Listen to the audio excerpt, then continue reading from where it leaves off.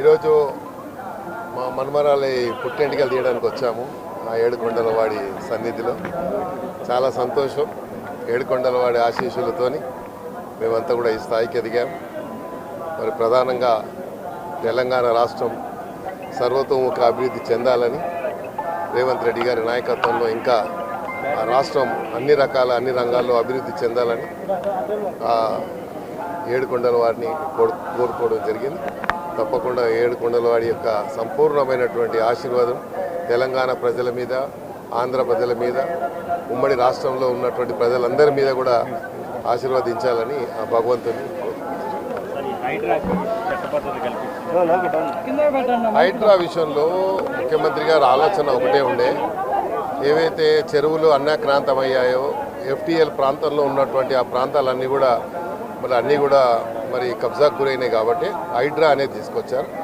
మొన్న హైకోర్టు ఇచ్చినటువంటి ఆదేశాల మేరకు హైడ్రాలో ఇంకా ఏ రకంగా చర్యలు తీసుకోవాలి అని అన్యాక్రాంతమైనటువంటి అవన్నీ ప్రాంతాల్లో ఉన్నవారికి వేరే ఆల్టర్నేట్గా ఆలోచించి తప్పకుండా ఎలాంటి ఇబ్బంది లేకుండా హైడ్రా అనేది రాష్ట్ర ప్రజల యొక్క శ్రేయస్సు గురించే ముఖ్యమంత్రి గారు పెట్టడం చెప్పింది తప్ప ఎవరో వ్యక్తిగతంగా ఉన్న కక్ష సాధింపు గురించి కాదు. Thank you. ప్రజా జీవితంలో ఉన్నప్పుడు ప్రజా సమస్యల మీద ఆలోచించి మాట్లాడాలి.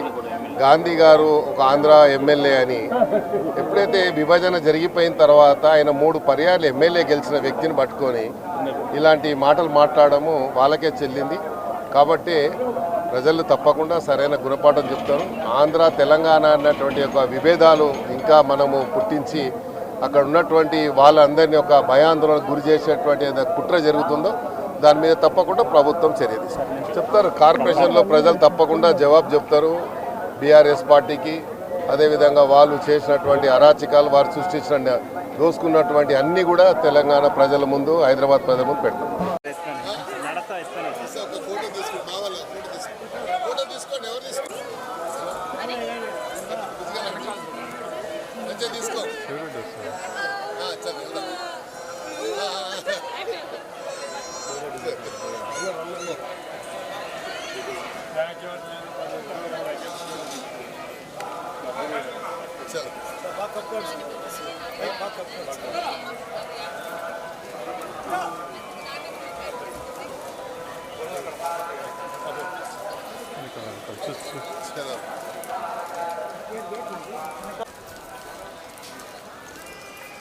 ఈడ పెట్టండి బా,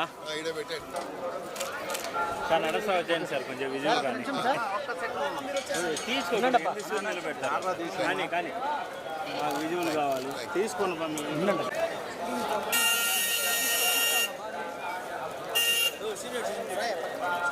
థ్యాంక్ యూ సార్.